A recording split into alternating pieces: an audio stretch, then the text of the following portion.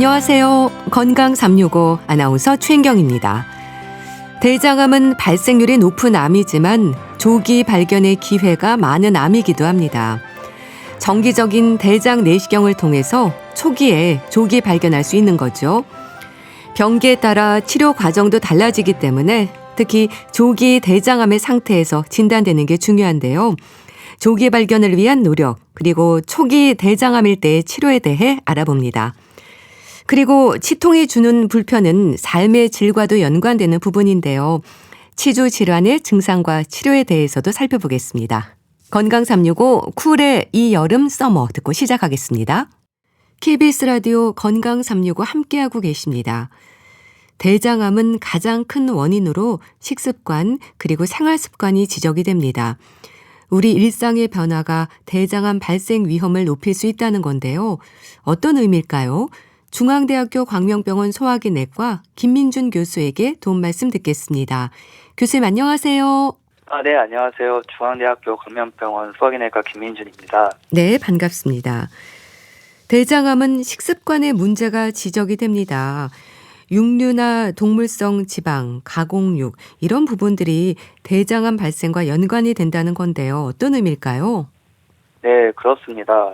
세계보건기구 산하에 있는 국제암연구소에서는 이미 햄, 소세지, 베이컨 같은 가공육을 담배와 같은 1군 발암물질로 정했고, 네. 소고기나 돼지고기 같은 적색육도 이 A군 발암물질로 분류하고 있습니다. 매일 가공육을 50g, 그러니까 네. 소세지 한두 개 정도씩만 매일 먹으면 대장암 위험이 약 18% 올라간다는 연구 결과도 있습니다. 이런 음식들이 고온에서 조리되는 과정이나 아니면 이제 먹고 장 속에서 소화되는 과정에서 발암성 물질들이 만들어지고 이것이 대장 점막을 지속적으로 자극하면서 용종 그리고 암으로 이어지는 변화를 일으키는 것으로 알려져 있습니다. 지난 수십 년간 우리 식탁이 빠르게 서구화되면서 대장암이 급증한 것과 연관이 있다고 볼 수 있습니다. 그런 음식들은 아무래도 노년층보다 젊은 층에서 선호할 텐데요. 그래서 네. 젊은 사람들에게도 대장암을 방심할 수 없는 건가요? 대장암 발생 위험의 나이대가 낮아지고 있다고 하던데요. 네, 이 부분이 사실 저희 의사들이 요즘 가장 걱정하는 부분입니다. 네. 흔히 젊은 대장암, 즉 50세 이전에 생기는 조기 발병 대장암이라고 하는데요. 네. 연구마다 조금씩 다르긴 하지만 한 유명 국제 학술지에 발표된 연구에 따르면요. 네. 우리나라 20대에서 40대 대장암 발생률이 조사 대상이었던 42개 나라 중에 1위로 나타난 연구 결과도 있습니다. 네, 젊은 분들이 설마 내가 암이겠어 하고 증상이 있어도 치질이나 과민성 대장 증후군 같은 가벼운 질환으로 생각하고 넘기다가 뒤늦게 암으로 진단되는 경우가 있어서 더 주의가 필요합니다. 그런 안 좋은 음식을 즐기는 식습관이 오래 이어지면서 중년, 노년의 대장암 위험이 높아질 수 있는 거네요. 네, 맞습니다. 대장암은 하루아침에 짠 하고 나타나는 병이 아닙니다. 정상 점막에 작은 용종이 생기고 그 용종이 자라서 암이 되기까지에는 보통 5년에서 10년 정도가 걸리는데요. 그러니까 20대에서 30대 쌓인 식습관이 그대로 40대, 60대로 갔을 때 대장암이 생길 위험으로 이어지는 것이죠. 네, 반대로 말하면 지금부터 식습관을 바꾸고 검진으로 대장 내시경을 해서 용종을 발견하고 또 제거한다면 암 자체를 예방할 수 있는 몇 안 되는 암이기도 합니다. 이 말씀 주신 식습관뿐 아니라 생활습관에서 운동 부족이라든지 여러 요인들이 또 지적이 되던데요. 네, 크게 5가지를 보통 말씀드리는데요. 네. 운동 부족, 비만, 특히 복부 비만, 음주, 흡연, 그리고 당뇨 같은 대사질환이 이제 들 수 있는데요. 앉아서 생활하는 시간이 길면 길수록 이제 장 운동력은 떨어지고 내장 지방에서 나오는 염증 물질들이 지속해서 대장 점막에 만성 염증을 일으켜서 암 발생 위험을 높이게 됩니다. 술은 이제 수량만 마시더라도 대장암 위험을 올린다는 것이 이제 최근에 이제 발표된 연구 결과이고요. 흡연 역시 대장 용종과 대장암의 위험 인자입니다. 우리나라 젊은 대장암이 세계 1위가 된 배경에도 육류 섭취는 이제 소금만큼 늘었는데 운동량은 오히려 부족하고 비만, 당뇨가 빠르게 늘고 있는 점이 지목되고 있습니다. 말하자면 건강 습관이 중요하다는 건데요. 대장암 예방을 위해서 대장 내시경도 중요한데요. 검진율이 높아지는 것도 조기 대장암의 발견율을 높인다고 볼 수 있을까요? 네, 그렇습니다. 국립암센터에서 시행한 국가암검진 대장 내시경 시범 사업 결과를 보면 네. 검사받은 분들의 44%에서는 암으로 진행될 수 있는 선종이 발견돼서 제거가 됐고 네. 발견된 대장암 중에서는 암이 이제 대장 점막에만 국한된 초기 단계 비율이 57%로 전국 평균인 약 40%보다 훨씬 높았습니다. 예. 그만큼 내시경 검진이 암 조기 발견에 효과적이라는 것이 우리나라 데이터로 입증된 것이죠. 네, 그리고 제가 이제 청취자분들께 꼭 전해드리고 싶은 정보가 있는데요. 네. 그동안 우리나라 대장암 검진은 그동안은 이제 대변 검사로 하는 분변 잔멸 검사가 먼저였는데 예. 이제 2028년도부터는 45세 때부터 대장 내시경을 국가 검진으로 도입하기로 발표했습니다. 네, 그만큼 내시경 검진의 효과가 인정된 것이라고 보시면 되겠습니다. 네. 근데 그렇게 내시경 검진을 통해서 조기에 발견할 수 있으면 좋겠지만 또 증상으로 병원을 찾기도 할 텐데요. 증상이 생기면 이미 초기 단계를 지났다고 볼 수 있을까요? 안타깝지만 그런 경우가 많습니다. 네. 대장 점막 안쪽에는 통증을 느끼는 신경이 없습니다. 그래서 조기 대장암은 대부분 아무런 증상이 없고 혈변이 보이거나 배가 아프거나 변이 가늘어 증상이 나타났다는 것은 이제 암이 어느 정도 자라서 장을 막기 시작했거나 피가 날 정도가 됐다는 뜻이거든요. 예. 네, 물론 증상이 있다고 다 진행하면 아니고 증상이 있어도 막상 보면 초기에 발견된 분들도 계십니다. 네, 다만 증상이 없으니까 이제 괜찮겠지라는 생각이 가장 위험한 생각이고 증상이 없을 때 검진으로 찾는 것이 최선이라는 말씀을 드리고 싶습니다. 또 대장의 모양을 생각할 때 어느 위치에서 암이 생겼는지에 따라서 증상도 달라질 수 있다고 하던데요. 그런가요? 네, 맞습니다. 네, 대장은 이제 오른쪽 아랫배부터 시작해서 위로 올라갔다가 배를 가로질러서 왼쪽으로 내려오고 직장 항문으로 이어지는 약 1.5m의 긴 장기인데요. 네. 위치에 따라 장의 굵기도 다르고 변의 상태도 달라서 같은 대장암이라도 증상이 다르게 나타납니다. 그럼 많은 분들이 생각하는 대장암의 증상은 항문 쪽에 가까울수록 나타나는 거네요. 혈변이나 설사, 변비도 그렇고요. 네, 그렇습니다. 왼쪽 대장과 직장 쪽은 장이 상대적으로 좁고 또 구불거려서 변이 이미 단단하게 굳어진 형태로 지나가는 곳이기 때문에 암이 조금만 자라도 증상이 비교적 일찍 나타납니다. 분홍색 혈변이나 아니면 변이 연필처럼 가늘게 나온다거나 변비와 설사가 반복돼서 나타나는 배변 습관의 변화 그리고 변을 봐도 시원하지 않은 잔변감 등이 이제 한 달 이상 나타난다면 한 번쯤은 의심을 해봐야겠습니다. 그게 직장암의 위험인 거죠? 네. 그럼 위쪽에 있는 결장암은 복통이 심해지고 뭔가 덩어리가 만져지기도 한다는데 그땐 암이 아주 커진 건가요? 네, 그럴 가능성이 높습니다. 오른쪽 결장은 보통은 장의 직경이 넓고 내용물도 아직 죽처럼 묽은 상태라서 암이 상당히 커질 때까지는 장이 막히지도 않고 증상도 거의 없습니다. 그래서 복통이 심해지거나 배에서 덩어리가 만져질 정도가 되면 이미 암이 꽤 진행되는 경우가 많다고 볼 수 있는데요. 그래서 이제 오른쪽 대장암이 왼쪽보다 늦게 발견되는 경향이 있습니다. 그래서 증상에 의존하면 안 되고 대장 내시경으로 꼭 대장을 확인을 해봐야 되겠습니다. 심한 빈혈도 대장암의 증상일 수 있다는 것도 맞는 얘기인가요? 네, 그럴 가능성이 있습니다. 특히 오른쪽 대장암은 겉보기로는 이제 혈변 없이 눈에 안 보일 정도로만 아주 조금씩 피가 계속 새어나갑니다. 그게 몇 달 쌓이면 철결핍성 빈혈이 되는 건데 그래서 특별한 이유 없이 어지럽고 숨이 차고 얼굴이 청백해진다면 꼭 병원에 내원을 하셔야 되고 만약 거기서 빈혈이라고 진단을 받으셨다면 반드시 위 대장 내시경으로 출혈 원인이 있는지 확인을 해봐야 합니다. 이런 대장암이 진행되면서 다른 장기로 전이된 상태로 진단되는 경우도 많은가요? 네, 안타깝게도 진단 시점이 이미 간이나 폐 등으로 전이가 있는 경우가 있는데요. 전체 한 20% 정도가 됩니다. 대장으로 가는 혈관이 간으로 이어지기 때문에 간전이가 가장 흔하고 그 다음은 폐전이입니다. 일단 전이가 되면 4기가 되는 거죠? 네, 맞습니다. 다른 장기로 전이가 된 것이 확인이 된다면 네. 저는 이제 4기로 분류를 합니다. 그런데요, 다른 암과는 조금 다르게 이렇게 전이가 된 경우에도 수술적 치료를 하는 경우가 많다고 들었습니다. 그런가요? 네, 이게 대장암의 중요 특징인데요. 예. 다른 암들은 이제 4기가 되면 수술의 의미가 없는 경우가 많은데 네. 대장암은 다릅니다. 음. 간이나 폐에 전이가 있어도 그 전이된 병소를 완전히 절제할 수 있는 상태라면 네. 그 원발 부위, 즉 대장암과 그 전이 부위를 모두 수술로 제거를 할 수가 있습니다. 네. 네, 그렇게 하면 4기임에도 불구하고 5년 생존율이 40에서 50%까지 나옵니다. 네, 또 처음에는 절제가 어려운 전이라도 요즘은 항암 치료와 표적 치료가 좋아져서 항암 치료로 전이 병소를 줄인 다음에 수술로 전환하는 경우도 늘고 있습니다. 네. 네, 그래서 4기라는 말을 들으셔도 절대로 포기하실 단계는 아닙니다. 네. 또 그래서 수술, 방사선, 항암까지 여러 분야의 전문의들과 함께하는 다학제 치료가 중요하겠네요.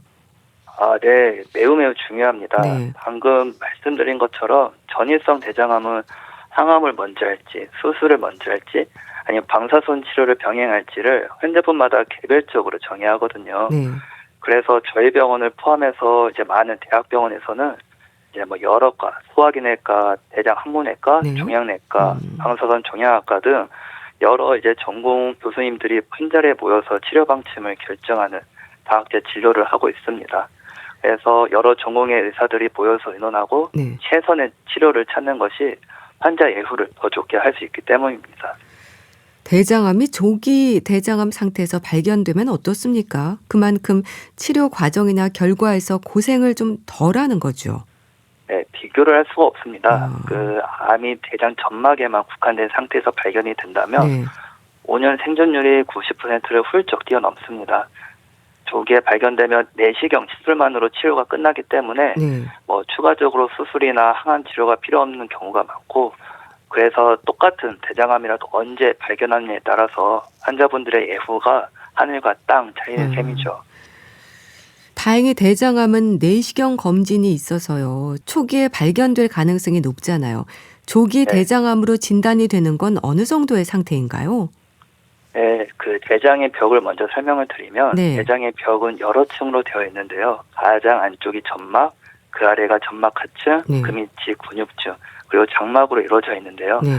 네, 조기 대장암은 암의 크기와는 상관이 없이 점막 또는 점막 하층까지만 침범하고 그 아래 근육층까지는 침범하지 않은 상태를 말합니다. 네. 네, 이 단계에서는 림프절이나 다른 장기까지 퍼졌을 가능성이 매우 낮아서 치료 성적이 아주 좋습니다. 네. 그러면 흔히 말하는 병기는 암의 크기가 중요한가요? 이제 말씀 주신 침범 정도가 중요한 건가요? 네, 아주 좋은 질문이신데요. 네. 이제 많은 분들이 오해하시는 부분입니다. 네, 대장암 병기에서 중요한 것은 크기가 아니라 침용 깊이입니다. 암이 대장벽을 얼마나 깊게 파고 들었는지, 네. 그래서 림프절에 퍼졌는지, 다른 장기로 전이되는지 이 세 가지를 평가해서 병기를 정하게 되는데요. 네. 그래서 크기가 그 암 크기가 성인 주먹만큼 큰 종양이라도 만약에 표면에만 넓게 퍼져 있고 깊게 파고들지 않았으면 그건 초기일 수도 있고, 네. 반대로 뭐 1, 2cm의 작은 암이라도 이제 벽을 깊게 침범해 들어갔으면 이것은 진행암이라고 볼 수가 있습니다. 쉽게 비유하자면 넓게 깔린 잔디보다 깊게 박힌 못이 더 위험한 것이라고 보면 되겠습니다. 네. 조기 대장암은 내시경 시술로도 치료가 가능하다고 하던데요. 그렇습니까? 네, 그렇습니다. 네. 그 내시경으로 암이 있는 점막 부위만 도려내는 치료인데요. 네. 작은 병변은 올가미로 잘라내는 점막 절제술이라는 시술로 치료하고요. 네. 크기가 크거나 아니면 점막 아래층에 병변이 있는 경우에는 이제 전기 칼로 그 병변 아래에 있는 점막 하층을 박리를 해가지고 네. 통째로 떼어내는 점막하 박리술이라는 시술로 치료를 합니다. 네. 이렇게 시술하면 몸에는 전혀 흉터가 남지 않고요. 대장도 그대로 보존이 됩니다. 네, 뭐 밖에서 보면 이분이 치료를 했는지 안 했는지 전혀 알 수가 없죠. 그럼 내시경으로 시술적 치료를 하고 난 후에 다시 수술하지 않아도 되는 건가요? 네, 조건을 충족하면 그런데요. 예. 떼어낸 조직을 병리과에서 이제 현미경으로 정밀하게 검사를 해서 이제 결과가 나왔을 때 암이 이제 점막에만 국한이 됐다거나 아니면 점막 하층이지만 아주 얇게만 들어갔다거나 암의 분화도가 좋고 림프관이나 혈관 침범이 없고 절제된 가장자리가 깨끗하다. 이러한 조건들이 모두 만족되면 림프절 전이 가능성이 매우 낮아서 내시경 절제만으로 완치가 됐다고 판정을 하고 추가 수술이나 항암 치료 없이 추적 관찰만 합니다. 다만 병리 결과에서 위험 요소가 하나라도 나오면 안전을 위해선 추가 수술을 권해드리는 경우도 있습니다. 종양의 크기가 커도 암이 파고든 정도가 깊지 않으면 시술로도 치료가 가능하다고 하셨는데요. 구체적으로 어떤 상태인 걸까요? 환자 입장에서는 정말 다행일 텐데요. 네, 맞습니다. 앞서 크기보다 깊이가 중요하다고 말씀드렸었는데 바로 그 경우입니다. 그 대장에는 측방 발육형 종양이라고 해서 깊게는 파고들지 않았지만 점막 표면을 따라 옆으로 이제 카페처럼 넓게 자라는 종양이 있습니다. 이러한 병변은 크기가 커도 치민이 얇기 때문에 시술로 한 번에 통째로 절제해서 완치가 가능합니다. 예전 같으면 대장을 잘라내는 수술을 받으셨어야 할 분들이 지금은 이제 내시경 시술로 대장을 보존하면서 치료받고 있으니 환자 입장에서는 정말 다행스러운 일이죠. 그렇겠네요. 그렇게 내시경 시술로도 치료가 가능한 경우도 많은가요? 네, 점점 늘고 있습니다. 그 조기 대장암과 바로 그 전 단계인 큰 용종의 상당수가 건강검진으로 대장 내시경을 받으면서 진단되는 경우가 점점 늘고 있습니다. 특히 아까 말씀드린 국가검진으로 대장 내시경이 본격화된다면 시술만으로 치료가 끝나는 환자분들이 훨씬 더 많아질 것으로 기대를 하고 있습니다. 내시경 시술이 갖는 장점이 많을 텐데요. 일단 수술에 대한 부담이 없는 만큼 회복도 빠르지 않을까요? 훨씬 빠르죠. 수술 같은 경우는 전신 마취에 이제 장을 잘라서 이어 붙이는 과정이 필요해서 보통 일주일에 안팎 입원을 하고 회복에도 시간이 꽤 걸리는데 내시경 시술은 수면 내시경 하듯이 진정 상태에서 진행을 하고 보통 시술 후에는 다음 날에 퇴원을 하게 됩니다. 배에 상처가 없으니까 통증도 거의 없고 대부분 바로 일상으로 또 이제 직장으로 복귀를 합니다. 장을 잘라내지 않으니까 배변 기능도 그대로 보존이 됩니다. 위치가 직장 쪽이어도 뭐 항문 보존이라든지 대장암 환자들이 걱정하는 부분에 대한 염려는 덜 수 있겠네요. 네, 이 부분이 환자분들께서는 어쩌면 가장 큰 의미가 있을 수 있겠습니다. 직장암, 특히 항문에 가까운 직장암 수술에서는 경우에 따라서는 인공 항문이나 장루가 필요한 경우가 있어서 환자분들이 암 자체만큼 이것을 두려워하십니다. 그런데 조기 직장암이 조건만 맞으면 시술로 병변만 절제할 수 있기 때문에 항문과 직장의 기능이 그대로 보존이 됩니다. 배변 기능도 삶의 질도 지킬 수 있는 것이죠. 이제 다만 이것도 결국에는 조기에 발견됐을 때만 가능하다는 점을 강조드리고 싶습니다. 시술이나 수술 또 항암 치료를 받은 분들도 그렇고요. 치료 후에 일상에서 조심할 부분들이 있지 않을까요? 생활 습관의 개선도 필요할 텐데요. 네, 보통 크게 세 가지를 환자분들께 말씀드립니다. 먼저 정기적인 추적 검사를 빼놓지 않고 받으시라는 것입니다. 대장암 치료를 받으시는 분들은 다른 부위에 새로운 용종이나 암이 생길 위험이 결국은 다른 분들보다 높기 때문에 정해진 일정대로 대장 내시경과 영상 검사를 꼭 받으셔야 됩니다. 그리고 두 번째는 식생활입니다. 붉은 국이나 가공육, 초가공식품, 그리고 이제 인공 감미료가 많이 들어간 음식들을 줄이시고 대신 채소나 과일, 통곡물 같은 섬유질 섭취를 늘리시는 것이 재발 예방에 도움이 됩니다. 그리고 당연히 금연과 금주는 기본입니다. 그리고 마지막으로 규칙적인 운동하고 체중 관리입니다. 실제로 진단 뒤에 꾸준히 운동한 대장암 환자들이 재발률과 사망률이 낮았다는 연구들이 있습니다. 이제 일반적으로는 근력 운동을 숨이 차게 하는 것이 제일 좋긴 한데 그게 만약에 여력이 안 되면 빠르게 걷기라도 주 5회 하루 30분 이상 하시기를 권해드립니다. 또 검진의 중요성에 대해서도 말씀 주셨는데요. 그래서 강조가 되는 게 대장 내시경 검진이지 않을까 싶습니다. 40대에서도 검진은 좀 필요할까요?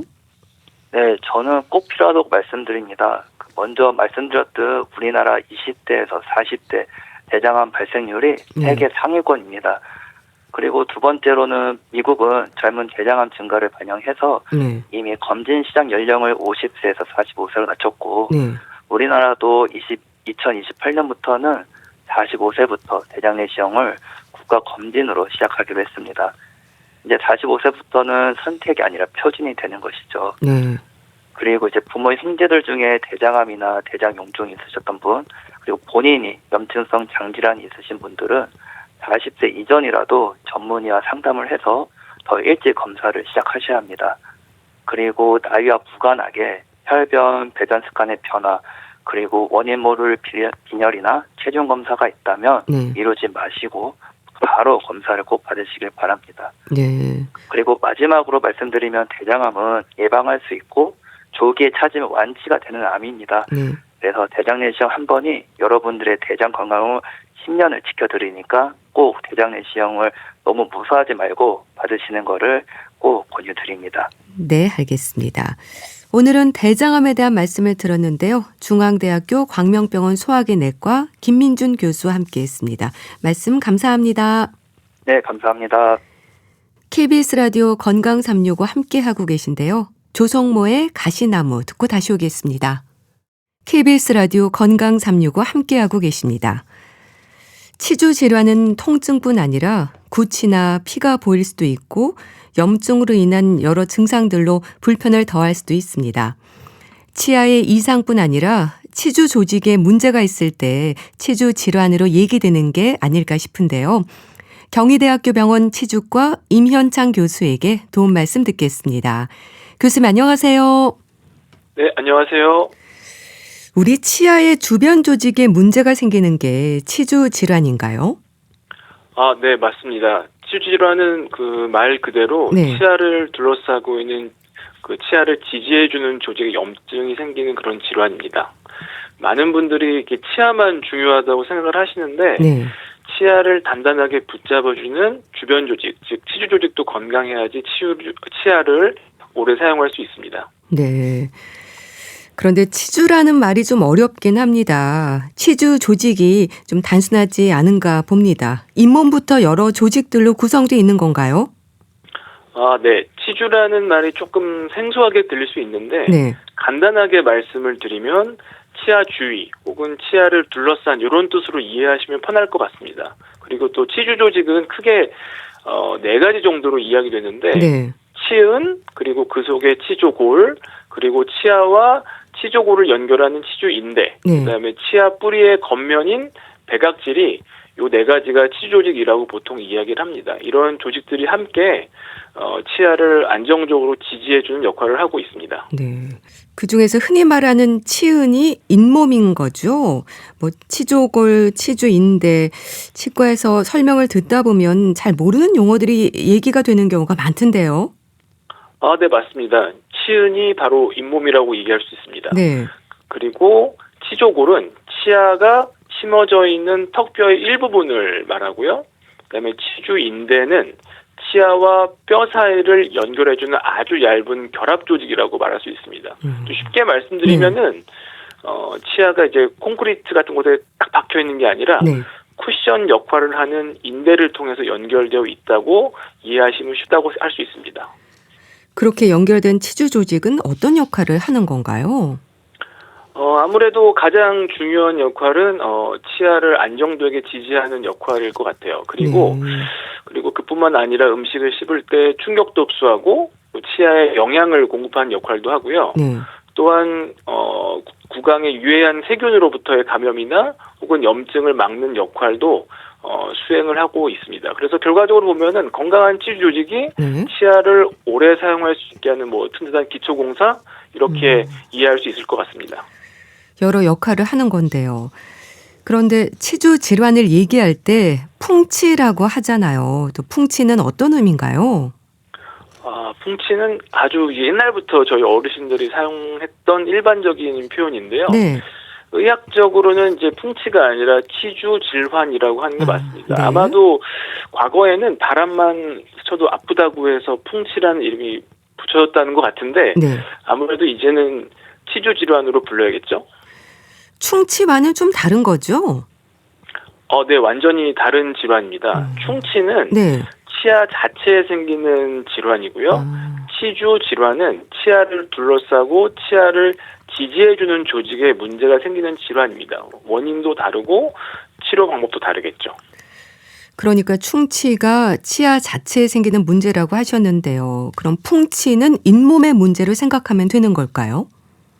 네. 크게 보시면 그렇게 이해하시는 게 좋을 것 같습니다. 네. 다만 이제 풍치는 단순히 잇몸만의 문제가 아니라 네. 잇몸 아래쪽에 있는 치조골, 뼈와 치주 인대까지 영향을 받는 질환입니다. 그래서 치주 질환이 진행이 되면은 치아를 잡아주는 뼈가 흡수되기 때문에 네. 치아가 흔들릴 수 있고 심한 경우에는 치아를 뽑을 수 있는 상황까지 이어질 수 있는 거죠. 용어에 대해서도 알고 있어야 질환을 이해하는 데 도움이 될 텐데요. 그러니까 치주 질환, 잇몸병, 풍치.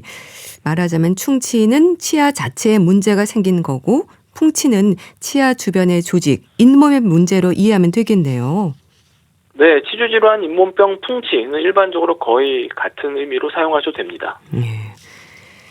또 치주 질환을 얘기할 때 치은염, 치주염으로 구분을 하지 않습니까? 치은염은 좀 가벼운 상태, 치주염은 좀 더 진행된 상태로 이해하고 있는데 맞는 건가요? 네, 맞습니다. 가장 큰 차이는 아무래도 염증이 어디까지 진행되었느냐일 것입니다. 네.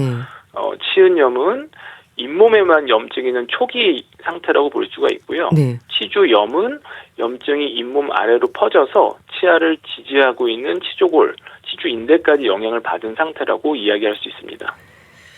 염증이 어디까지 진행이 되었는가가 중요하다고 말씀 주셨는데요. 치주 조직이 파괴된 정도가 기준인 거네요. 네, 맞습니다. 치주 조직이 파괴된 정도가 잇몸뿐만 아니라 치조골까지, 뼈까지 진행되었을 때 그거를 바로 치주염이라고 하고 있습니다. 네. 그럼 잇몸 표면에만 염증이 있는 치은염 상태에서 치료를 하면 초기 치료라서 효과가 크겠어요. 네, 대부분 그렇습니다. 네. 그 치은염 단계에서는 적절한 칫솔질 방법을 사용하고 또 치과에 방문해서 스케일링과 같은 치료를 받으면 건강한 상태로 회복되는 경우가 대부분입니다. 그래서 조기에 발견하는 것이 매우 중요합니다.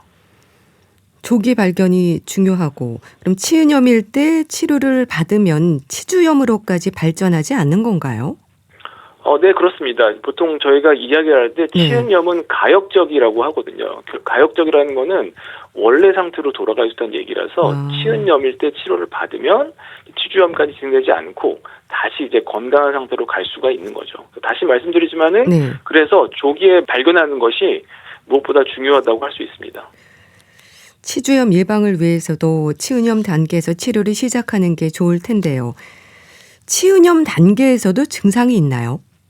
네, 있습니다. 가장 흔한 증상은 양치할 때 이제 피가 나는 것이라고 볼 수 있고요. 또 치은염이 만약에 많이 심해진 경우라면은 그냥 자발적으로 피가 나는 경우도 간혹 가다가 볼 수가 있습니다. 또한 잇몸이 이제 붉게 변하거나 칫솔질할 때 시큰거리가 나 약간의 불편한 느낌이 생길 수도 있겠죠. 그런데 대부분 이 치은염 단계에서는 통증이 심하지 않은 경우가 대부분이라서 그냥 지나치는 분들이 좀 많은 것 같습니다. 그러니까 양치할 때 피가 난다든지 잇몸이 붉게 된다든지 불편감이 느껴질 수 있다고 하셨는데요. 또 통증이 느껴지지 않는 경우가 많다고 또 말씀 주셨는데 치주염 단계로 진행될까지 모르고 지내는 분들도 많겠어요. 네, 맞습니다. 치주 질환이 조금 무섭다고 해야 되나요? 이런 이유가 여기에 있습니다. 초기에는 통증이 많이 없기 때문에 혹은 거의 없기 때문에 병이 치주 질환이 조금 많이 진행된 다음에야 불편감을 느끼고 치아가 흔들리는 걸 느끼기 때문에 그때서야 비로소 병원을 찾는 거 상당히 좀 많은 것 같고요. 그래서 치주 질환을 뭐 침묵의 암살자라든지 혹은 소리 없이 진행되는 질환이라든지 라고 별명이 좀 붙여져 있습니다. 치은염 단계를 넘어서 염증이 그렇게 잇몸 표면으로 퍼진 상태로 진행이 되면 치주염의 단계라는 건데요. 그때는 어떤 증상들이 있나요? 기본적으로 치은염의 증상을 같이 가져가고요. 그러니까 다시 말씀드리면 잇몸 출혈이 좀 더 자주 생기고 잇몸이 붓거나 또 고름이 나오기도 할 수 있습니다. 또 입냄새가 심해질 수도 있고요. 혹은 잇몸이 이제 퇴축이 되면서 붓는 거랑 달리 치아가 길어져 보이거나 네. 혹은 치아 사이가 이제 벌어질 수도 있습니다. 혹은 더 심해지면은 치아가 흔들리면서 이제 씹기까지 불편해질 수도 있습니다. 많은 증상들이 나타난다는 건데요. 잇몸에서 그렇게 피도 나고 잇몸색이 변했다면 좀 더 자세히 살펴봐야 되는 걸까요? 네, 잇몸 출혈이 가장 중요한 초기 신호라고 볼 수가 있습니다. 근데 출혈만으로는 단지 이게 치주염이라고 단정할 수는 없고요. 네. 치은염의 신호일 수도 있기 때문에 만약에 잇몸에서 피가 반복적으로 난다면 네. 치과에 방문해서 정확한 검진을 받아보는 게 매우 중요합니다. 그런데요, 또 치주 농양에 대한 지적도 있던데요. 치주 농양은 뭔가요? 네, 치주 농양은 쉽게 말씀드리면은 잇몸 안에 고름이 차는 급성 염증 이 생긴 거라고 볼 수가 있습니다. 치주 질환 부위에서 세균 감염이 생기는데 이런 세균 감염이 여러 가지 이유로 갑자기 심해지면서 고름이 생기는 경우라고 보시면 됩니다. 그래서 잇몸이 더 많이 붓게 되고 통증도 비교적 심하게 됩니다. 또 이 염증과 감염이 더 심해진 경우에는 열이 나는 경우도 간혹 볼 수가 있습니다. 물론 씹기는 당연히 어렵겠죠. 네. 그렇게 잇몸에 염증성 고름이 잡히는 경우가 흔한가요? 이 치주 농양은 치주 질환의 대표적인 증상 중에 하나입니다. 그래서 특히 평소에 치주염이 있었거나 치주 치료를 받지 않고 치주 질환을 오래 방치한 경우에 그 위험이 좀 더 높아진다고 볼 수가 있고요. 또 이제 당뇨나 혹은 이제 면역력이 떨어져 있는 분들은 아무래도 몸의 저항력이 떨어져 있기 때문에 이 치주 질환을 치료받지 않거나 방치했을 경우에는 치주 농양의 발생 가능성이 더 높을 수도 있습니다. 응급 치료가 필요한 상태라는 말도 있던데 그런가요? 네, 대부분 이제 치주 농양은 가능한 한 빨리 치과에서 치료받는 것이 좋다고 봅니다. 방치되면 단순히 통증이 심해지는 걸 떠나서 주변의 잇몸이나 주변의 뼈가 더 손상이 될 수가 있고요. 또 경우에 따라서는 얼굴이 붓거나 열이 나는 등 감염이 주변으로 퍼질 수가 있기 때문에 심한 통증이나 부종이 있다면 미루지 말고 치과에 방문하는 것이 중요합니다. 근데 그렇게 잇몸 안에 고름이 찬다면요. 통증이 우선 느껴지겠네요. 통증일 환자분이 일반적인 치주 질환보다 더 많이 느끼게 되죠. 교정이나 틀니도 치주 농양을 유발할 수 있을까요? 교정이나 틀니 자체가 원인이라기보다는요.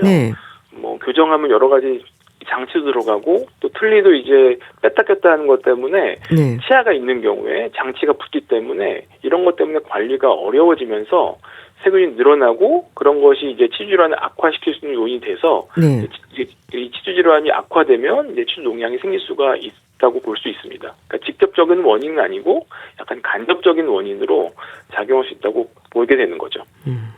치료는 수술적 치료인 건가요? 치료는 먼저 이제 고름을 배출해서 염증을 줄이고 또 원인이 되는 치주 질환을 함께 치료하는 것이 기본 원칙입니다. 그래서 고름이 잡힌 위치에 따라서 고름을 배출시키는 방법이 약간씩 달라지기도 하는데 필요할 경우에는 이제 절개를 하기도 하고요.